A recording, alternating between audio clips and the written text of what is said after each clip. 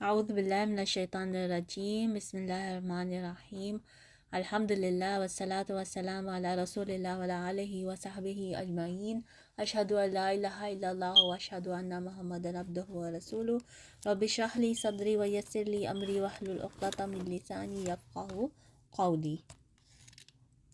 سیرت نبی صلی اللہ علیہ وسلم کے سلسلے کو آگے بڑھاتے ہوئے ہم غزوہ احد پہ بات کر رہے تھے۔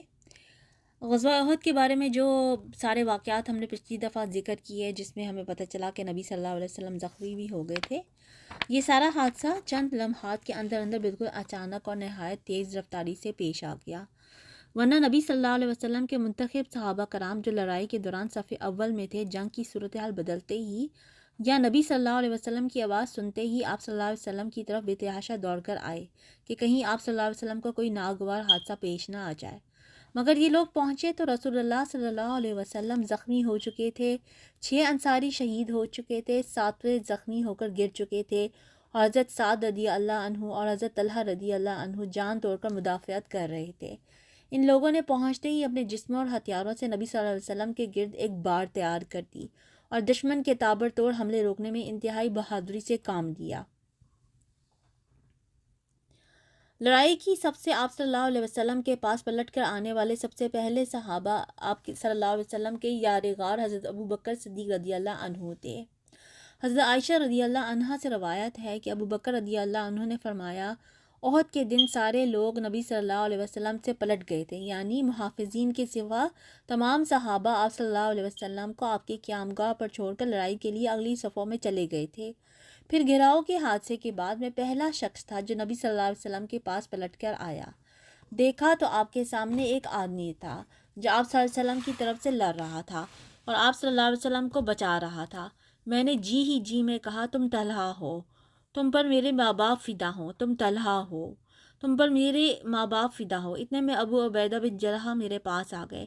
وہ اس طرح دوڑ رہے تھے گویا چڑیا اڑ رہی ہے، یہاں تک کہ مجھ سے آ ملے۔ اب ہم دونوں نبی صلی اللہ علیہ وسلم کی طرف دوڑے، دیکھا تو آپ کے آگے طلحہ بچھے پڑے ہیں۔ آپ صلی اللہ علیہ وسلم نے فرمایا، اپنے بھائی کو سنبھالو، اس نے جنت واجب کر لی۔ حضرت ابو بکر رضی اللہ عنہ کا بیان ہے کہ ہم پہنچتے تو نبی صلی اللہ علیہ وسلم کا چہرہ مبارک زخمی ہو چکا تھا اور خود کی 2 کڑیاں آنکھ کے نیچے رخسار پر دھس چکی تھی۔ میں نے انہیں نکالنا چاہا تو ابو عبیدہ نے کہا، خدا کا واسطہ دیتا ہوں، مجھے نکالنے دیجیے۔ اس کے بعد انہوں نے منہ سے ایک کڑی پکڑی اور آہستہ آہستہ نکالنی شروع کی تاکہ رسول اللہ صلی اللہ علیہ وسلم کو اذیت نہ پہنچے، اور بالآخر ایک کڑی اپنے منہ سے کھینچ کر نکال دی، لیکن اس کوشش میں ان کا ایک نچلا دانت گر گیا۔ اب دوسری میں نے کھینچنی چاہی تو ابو عبیدہ نے پھر کہا، ابو بکر خدا کا واسطہ دیتا ہوں، مجھے کھینچنے دیجیے۔ اس کے بعد دوسری بھی آہستہ آہستہ کھینچی، لیکن ان کا دوسرا نچلا دانت بھی گر گیا۔ پھر رسول اللہ صلی اللہ علیہ وسلم نے فرمایا، اپنے بھائی طلحہ رضی اللہ عنہ کو سنبھالو، اس نے جنت واجب کر لی۔ حضرت ابو بکر صدیق رضی اللہ عنہ کہتے ہیں کہ اب ہم طلحہ کی طرف متوجہ ہوئے اور انہیں سنبھالا۔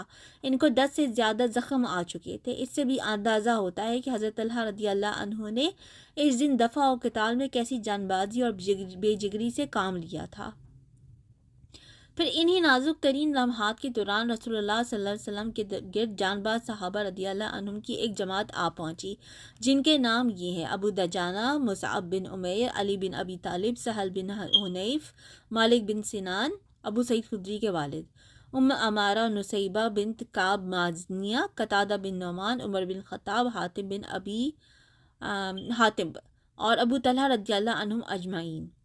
ادھر مشرکین کی تعداد میں لمحہ لمحہ بڑھتی جا رہی تھی، جس کے نتیجے میں ان کے حملے سخت ہوتے جا رہے تھے اور ان کا دباؤ بڑھتا جا رہا تھا، یہاں تک کہ رسول اللہ صلی اللہ علیہ وسلم ان چند گھروں میں سے ایک گھر میں جا کے رہے جنہیں ابو عامر فاسق نے اسی قسم کی شرائط کے لیے کھود رکھا تھا، اور اس کے نتیجے میں آپ صلی اللہ علیہ وسلم کا گھٹنا موچ کھا گیا۔ چنانچہ حضرت علی رضی اللہ عنہ نے آپ صلی اللہ علیہ وسلم کا ہاتھ تھاما، اور طلحہ بن عبید اللہ رضی اللہ عنہ نے، جو خود بھی زخموں سے چور تھے، آپ صلی اللہ علیہ وسلم کو آغوش میں لیا تب آپ صلی اللہ علیہ وسلم برابر کھڑے ہو سکے۔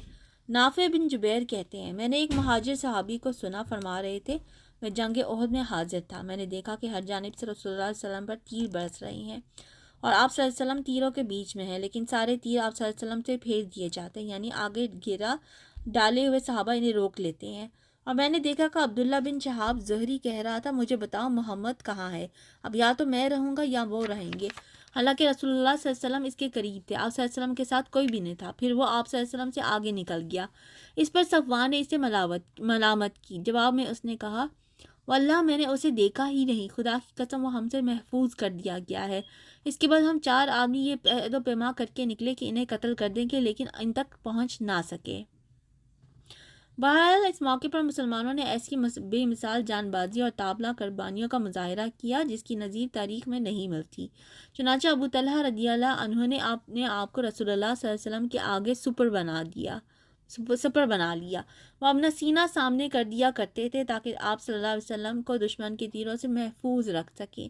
حضرت انس رضی اللہ عنہ کا بیان ہے کہ احد کے روز لوگ یعنی عام مسلمان شکست کھا کر رسول اللہ صلی اللہ علیہ وسلم کے پاس آنے کی بجائے ادھر ادھر بھاگ گئے، اور ابو طلحہ رضی اللہ عنہ آپ صلی اللہ علیہ وسلم کے آگے اپنی ایک ڈھال لے کر سپر بن گئے۔ وہ ماہر تیر انداز تھے، بہت کھینچ کر تیر چلاتے تھے۔ چنانچہ اس دن 2 یا 3 کمانیں توڑ ڈالی۔ نبی صلی اللہ علیہ وسلم کے پاس سے کوئی آدمی تیروں کا تشخیص لیے گزرتا تو آپ صلی اللہ علیہ وسلم فرماتے کہ انہیں ابو طلحہ کے لیے بکھیر دو، اور نبی صلی اللہ علیہ وسلم قوم کی طرف سر اٹھا کر دیکھتے تو ابو طلحہ کہتے، میرے ماں باپ آپ پر قربان، آپ صلی اللہ علیہ وسلم سر اٹھا کر نہ جھانکے، آپ کو قوم کا کوئی تیر نہ لگ جائے، میرا سینہ آپ کے سینے کے آگے ہے۔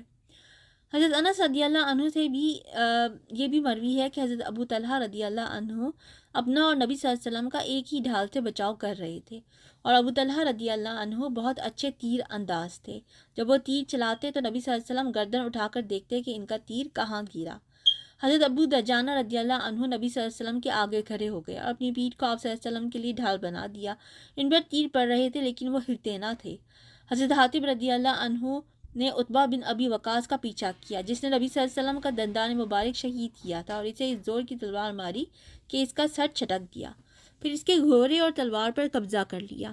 حضرت سعد رضی اللہ عنہ بن ابی وقاص بہت زیادہ خواہاں تھے کہ اپنے اس بھائی عتبہ کو قتل کریں، مگر وہ کامیاب نہ ہو سکے، بلکہ یہ سعادت حضرت حاتب رضی اللہ عنہ کی قسمت میں تھی، کیونکہ وہ ان کا بھائی مشرک ہی تھا۔ حضرت سہل بن حنیف بھی بڑے جان باز تیر انداز تھے۔ انہوں نے رسول اللہ صلی اللہ علیہ وسلم سے موت پر بیعت کی اور اس کے بعد مشرکین کو نہایت زور و شور سے دفع کیا۔ رسول اللہ صلی اللہ علیہ وسلم خود بھی تیر چلا رہے تھے۔ چنانچہ حضرت قتادہ بن نعمان رضی اللہ عنہ کی روایت ہے کہ رسول اللہ صلی اللہ علیہ وسلم نے اپنی کمان سے اتنے تیر چلائے کہ اس کا کنارہ ٹوٹ گیا، پھر اس کمان کو حضرت قتادہ رضی اللہ عنہ بن نعمان نے لے لیا اور وہ انہیں کے پاس رہی۔ اس روز یہ واقعہ بھی ہوا کہ حضرت قتادہ رضی اللہ عنہ کی آنکھ چوٹ کھا کر چہرے پر ڈھلک آئی۔ نبی صلی اللہ علیہ وسلم نے اسے اپنے ہاتھ سے پپوٹے کے اندر داخل کر دیا۔ اس کے بعد ان کی دونوں آنکھوں میں یہی زیادہ خوبصورت لگتی تھی اور اس کی بنائی بھی زیادہ تیز تھی۔ حضرت عبد الرحمن بن عوف رضی اللہ عنہ نے لڑتے لڑتے منہ پر چوٹ کھائی، جس سے ان کا سامنے کا دانت ٹوٹ گیا اور انہیں 20 یا 20 سے زیادہ زخم آئے، جن میں سے بعض زخم پاؤں میں لگے اور وہ لنگڑے ہو گئے۔ ابو سعید خدری رضی اللہ عنہ کے والد مالک بن سنان رضی اللہ عنہ نے رسول اللہ صلی اللہ علیہ وسلم کے چہرے سے خون چوس کر صاف کیا۔ آپ صلی اللہ علیہ وسلم نے فرمایا، اسے تھوک دو۔ انہوں نے کہا، واللہ اسے تو میں ہرگز نہ تھوکوں گا۔ اس کے بعد پلٹ کر لڑنے لگے۔ رسول اللہ صلی اللہ علیہ وسلم نے فرمایا، جو شخص کسی جنتی آدمی کو دیکھنا چاہتا وہ انہیں دیکھے۔ اس کے بعد وہ لڑتے لڑتے شہید ہو گئے۔ ایک نادر کارنامہ خاتون صحابیہ حضرت عمارہ نصیبہ بنت کعب رضی اللہ عنہا نے انجام دیا۔ وہ چند مسلمانوں کے درمیان لڑتی ہوئی ابن کما کے سامنے آ گئی۔ ابن کما نے ان کے کندھے پر ایسی تلوار ماری کہ گہرا زخم ہو گیا۔ انہوں نے بھی ابن کما کو اپنی تلوار کی کئی ضربیں لگائیں، لیکن کمبخت 2 زرہیں پہنے ہوا تھا، اس لیے بچ گیا۔ حضرت عمارہ رضی اللہ عنہا نے لڑتے بھرتے 12 زخم کھائے۔ حضرت مصعب بن عمیر رضی اللہ عنہ نے بھی انتہائی پامردی اور جانبازی سے جنگ کی۔ وہ رسول اللہ صلی اللہ علیہ وسلم سے ابن کما اور اس کے ساتھیوں کے بے درپے حملوں کا دفاع کر رہے تھے۔ انہیں کے ہاتھ میں اسلامی لشکر کا پھریرا تھا۔ ظالموں نے ان کے دائیں ہاتھ پر اس زور کی تلوار ماری کہ ہاتھ کٹ گیا۔ اس کے بعد انہوں نے بائیں ہاتھ میں جھنڈا پکڑ لیا اور کفار کے مقابلے میں ڈٹے رہے۔ بالآخر ان کا بایاں ہاتھ بھی کاٹ دیا گیا۔ اس کے بعد انہوں نے جھنڈے پر گھٹنے ٹیک کر اسے سینے اور گردن کے سہارے لہرائے رکھا اور اسی حالت میں جام شہادت نوش فرمایا۔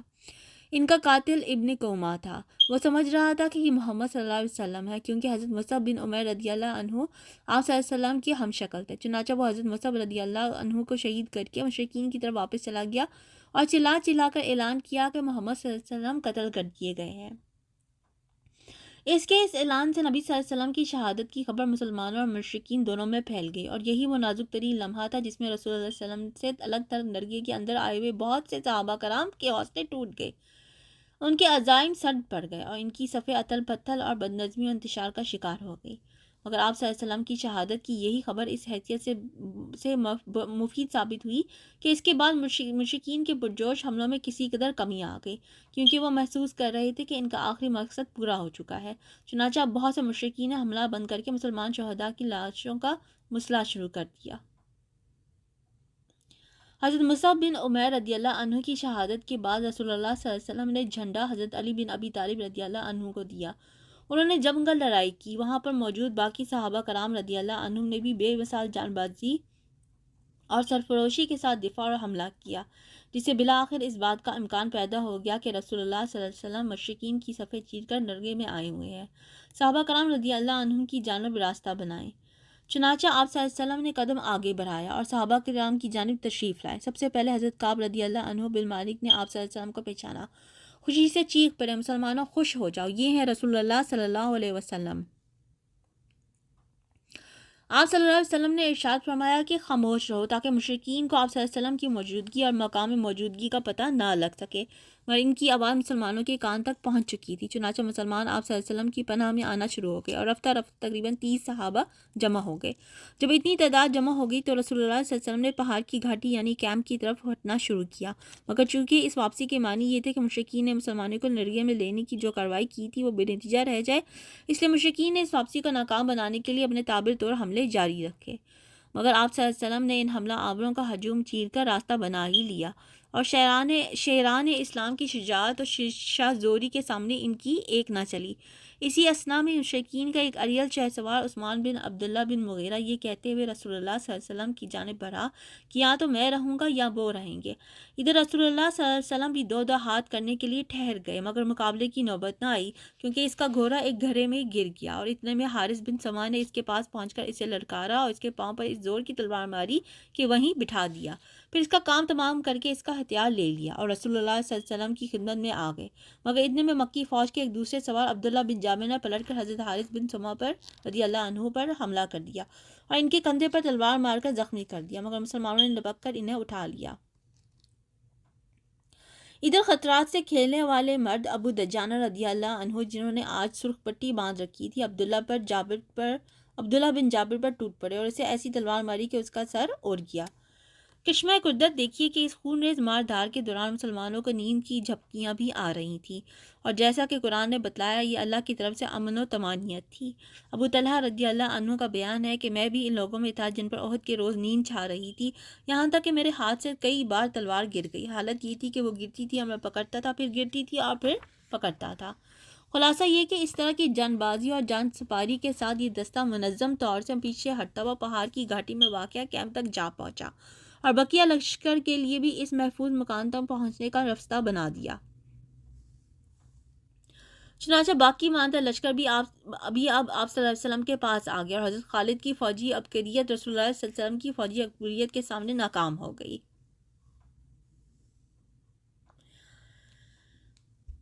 اس کے بعد ہم پڑھیں گے ابی بن خلف کے قتل کے بارے میں، اور یہ ہم اگلی دفعہ پڑھیں گے انشاءاللہ تعالیٰ۔ ابھی کے لیے اتنا ہی، لیکن ہمیں یہ پتہ چلتا ہے احد کے اب تک کے واقعات کو پڑھنے کے بعد کہ کس طرح تین اندازوں نے نبی صلی اللہ علیہ وسلم کی حکم عدولی کی، جس کی وجہ سے مسلمانوں کا اس قدر پریشانی کا سامنا کرنا پڑا۔